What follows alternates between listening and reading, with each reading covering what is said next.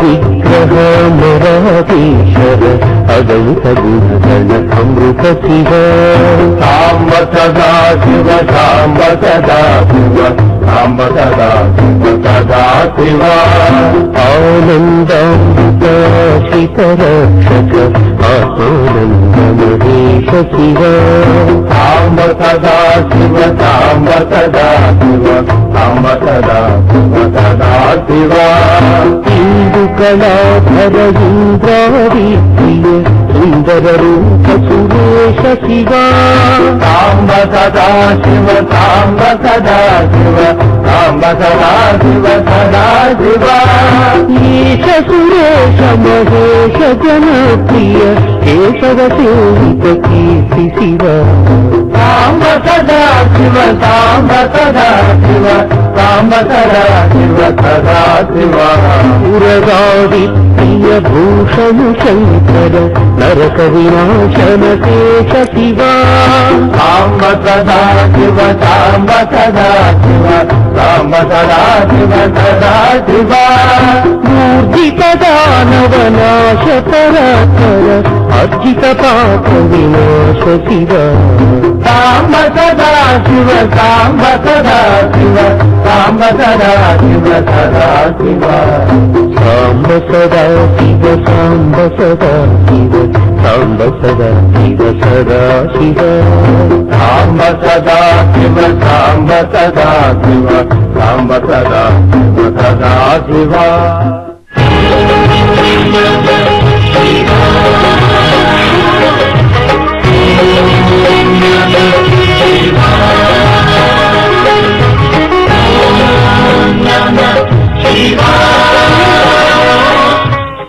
ब्रह्मा मुरारिस्त्रिपुरान्तकारी भानु शशि भूमिसुतो बुधश्च गुरुश्च शुक्रः शनि राहुकेतवः कुर्वन्तु सर्वे मम सुप्रभातम्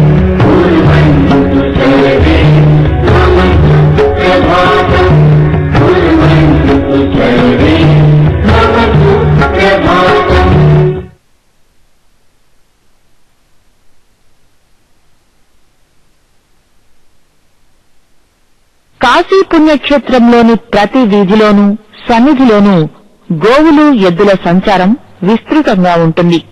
ఎద్దు అంటే నందీశ్వరునితో సమానం, సాక్షాత్తు పరమశివుని వాహనం. అందుకే శివాలయాలు ఎక్కడ ఉన్నా శివలింగానికి అభిముఖంగా నందీశ్వరుడు కొలువుదీరి ఉంటాడు. విశ్వనాథుని తదేక దృష్టితో వీక్షిస్తూనే ఉంటాడు, సేవిస్తూనే ఉంటాడు. నందీశ్వరుడు ధర్మస్వరూపుడు. సత్య, దయ, శౌచ, తపస్సులు అనడి 4 పాదాలతో విరాజిల్లుతుంటాడు. అందుకే కాశీ ధర్మక్షేత్రం అవిముక్త క్షేత్రం. ఇక్కడ తిరుగాడే వృషభాలన్నీ నిరంతరం శివధ్యాన తత్పరతతో నిండి ఉంటాయి. ఇప్పుడు మనం కాశీక్షేత్రంలోని ఓ వస్త్ర దుకాణంలో కనబడుతున్న వింతైన అరుదైన ఈ దృశ్యాన్ని చూస్తుంటే ఎవరికైనా ఆశ్చర్యం వేస్తుంది. ఇక్కడ ఒక వ్యాపారస్తుడు కొన్నాళ్ల క్రితం ఓ వస్త్ర దుకాణాన్ని ప్రారంభించాడు.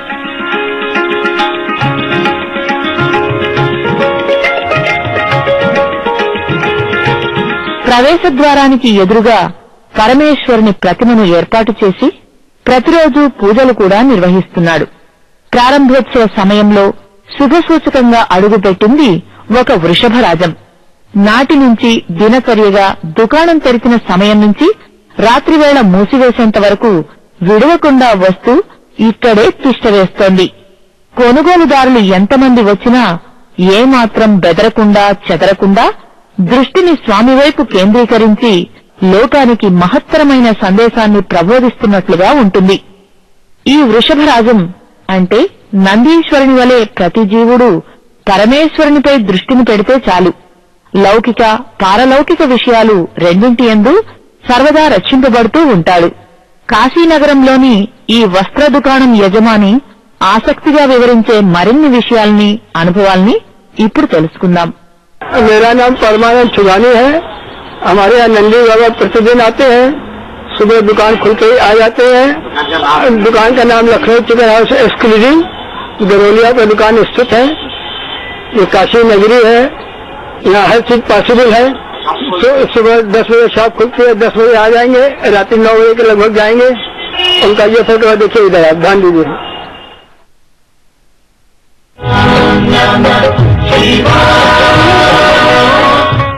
गंगातरंग रमणीय जटाकलापौ गौरी निरंतर विभूषित वामभागम् नारायण प्रिय मनंग मदापहारौ वाराणसी पुरपतिं भज विश्वनाथम्।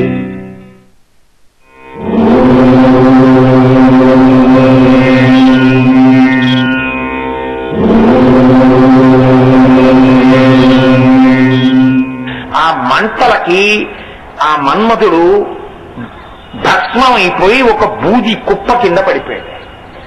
వెంటనే దేవతలందరూ పరిగెత్తుకొచ్చారు. ఇప్పుడు ఈ అగ్ని జ్వాల లోకమంతా తిరగడం మొదలుపెట్టింది. దీన్ని ఎవరు సహిస్తారు? వచ్చి పరమశివుని కాళ్ళ మీద పడ్డారు.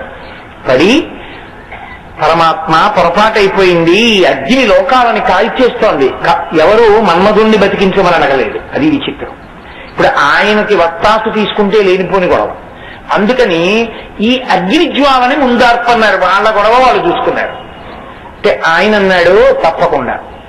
ఈ సదాశివుడు కదండి, ఆయన అన్నాడు వెంటనే తప్పకుండా అనుగ్రహిస్తాను.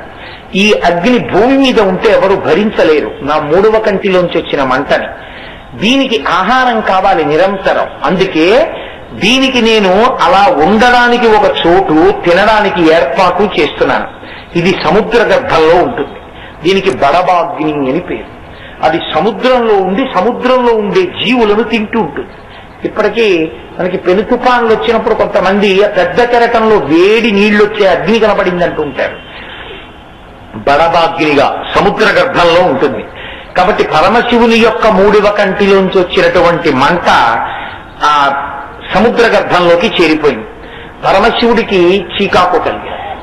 ఏమిటి ఇలా తపస్సు భగ్నమైంది, ఇంత కోపం వచ్చింది మధ్యలో, 3వ కంటి మంట చేత మన్మధుణ్ణి కాల్చేశాని, కాబట్టి ఇక నేను ఇక్కడ ఉండకూడదనుకున్నాడు. ఉత్తర క్షణం ఆయన లేచి వెళ్ళిపోయాడు. ఆయన లేచి వెళ్ళిపోయాడు. మన్మధుడు కాలిపోయాడు. పాపం ఆ రతీదేవి అక్కడ పడి ఏడుస్తోంది. ఏడుస్తుంటే ఆవిడ ఎంత దారుణంగా ఏడ్చిందంటే అవసరానికి వినియోగించుకున్నారు. మన్మధుడు కాలిపోయాడు, వెళ్ళిపోయారు అందరూ.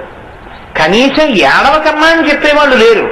రారే ఏడుపు మంపరే మధురిపున్ రప్పింపరే, మా మామగారు శ్రీ మహావిష్ణువుని పిలవండి, మధురిపున్ రప్పింపరే పోరే సిరికినా పుణ్యంబు వింపింపరే, నీ కోడలకున్నటువంటి ఐదోతనం అంతేనమ్మా అని మా అత్తగారు లక్ష్మీదేవికి చెప్పండి. పోరే సిరికినా పుణ్యంబు వింపింపరే తేరే దేవరవేడినా పినిమిటిన్ దీర్ఘాయుషోపేతుగా ఈరే మంగళసూత్ర బంధనము మీకెంతేని పుణ్యంబగున్నని దేవతలందరినీ వేడుకుంది. మీరు వెళ్ళి ఆ దేవర మహానుభావుడు పరమశివుణ్ణి వేడుకున్నారు, బడబాగ్నిగా పంపించాడు, నా గురించి కూడా చెప్పండి, మేము పంపితేనే వెళ్ళాడు మన్మధుడని చెప్పండి. చెప్పి దారే దేవరవేడినా పెనిమిటిన్ దీర్ఘాయుషోపేతుగా, దీర్ఘాయుష్మంతుడయ్యేటట్టుగా నా భర్తని తీసుకురండి. ఈరే మంగళసూత్ర బంధనము, మళ్లీ నా మెడలో మంగళసూత్రం నిలబడేటట్టు చెయ్యండి. ఈరే మంగళసూత్ర బంధనము మీకెంతేని పుణ్యంబగున్ అని. ఎవరు వస్తారు? ఓ దేవతలు వచ్చారు, దేవకాంతలు వచ్చారు. ఆవిడ ఏడిపోయింది. పాపం ఎంత దారుణంగా చెప్పుకుందో. తల్లులు పుణ్యగేహినులు, తండ్రులు దేవతలంచు నే పల్కెద ధర్మపు నోములదాన నన్ మరల మీరలు మెచ్చి నా మగని 5వచే ఎర్రె మీకు మృక్కెదన్. మీరు నా యందు దయించి నా భర్తని మళ్ళీ బతికించండి. మీ దేవతలున్నారే, దేవతా స్త్రీలు, వాళ్ళందరూ నాకు తల్లులు. తల్లులు పుణ్యగేహినులు, తండ్రులు పుణ్యమూర్తులంచు దేవతలంచు నమ్మెద. ఆ పుణ్యమూర్తులైనటువంటి దేవతలే నా తండ్రులు, మీ అందరూ నా తల్లులు అని నేను నమ్ముతున్నాను. ధర్మపు నోములదాన, నేను ఎప్పుడూ ధార్మికమైనటువంటి నోములు చేస్తూ ఉంటాను. కాబట్టి మీ అందరూ మళ్ళీ నేను మీకు కూతుర్ని కాబట్టి మన్మధుడు మీకు అల్లుడవుతాడు. కాబట్టి మీ అల్లుడైనటువంటి మన్మధుణ్ణి మళ్ళీ బతికించండి, బతికించి నేను మళ్ళీ సంతోషం పొందేటట్టుగా అనుగ్రహించండి అని ఆ తల్లి వలవలవలవల ఏడుస్తోంది. ఎవరు వెళ్లి పరమేశ్వరుణ్ణి అడుగుతారు? ఈలోగా హిమవంతుడికి ఈ వార్త తెలిసింది. అంతం కొండలరాజు అచ్చోటికిన్ పోయి సర్వేశ్వరుంగానక గబగబా వెళ్ళాడు. పరమశివుడు ఎక్కడ తపస్సు చేసుకుంటున్నాడో ఆ ప్రదేశానికి వెళ్ళాడు. చూశాడు, అయ్యయ్యో తపోభంగమైందిట, మా అమ్మాయి ఏదో పువ్వులు పళ్ళు ఇస్తున్నప్పుడు మన్మధుడు బాణం వేశాట, మన్మధుడిని కాల్చేశాట, ఇదెక్కడ కూడా వచ్చపడింది, ఏదో నా కూతురు సేవ చేస్తుందని నేను పంపించాను, ఈ మన్మధుడు బాణం వేయడమేమిటి, ఈ అల్లరేమిటి అని చెప్పి పాపం ఆయన దగ్గర పెట్టుకుని వెళ్లి చూశాడు. గబగబా వెతికించాడు, ఎక్కడా ఈశ్వరుడు కనపడలేదు. ఇక చేసేదేమీ లేక చిన్న బుచ్చుకుని తన కూతుర్ని వెంట పెట్టుకుని అంతఃపురానికి వెళ్ళిపోయాడు. అసలు కథ ఎక్కడ మొదలైంది? పార్వతీ కళ్యాణం. తారకాసురుణ్ణి సంహరించడానికి పార్వతీ పరమేశ్వరుల మధ్య అనురాగం అంకురించి సుబ్రహ్మణ్యోత్పత్తి జరగాలని జరిగిన కథ ఏం జరిగింది? చిట్ట చివరికి అసలు సృష్టి ఆగిపోయింది. సుబ్రహ్మణ్యుడు పుట్టడం కాదు, అసలు ఎవరూ పుట్టడం అయిపోయింది. ఎందుకని? మన్మధుడు లేడు. మన్మధుడు ఉండాలి, బాణాలు వేయాలి. మన్మధుడుండి బాణాలు వేస్తేనే కామోద్రేకం, కామోద్రేకం ఉంటేనే పిల్లలు పుట్టడం, పిల్లలు పుడితేనే సృష్టి జరగడం. మనుష్యులకు కాదు, సమస్త జీవకోటి యందు కామభావన పోయింది.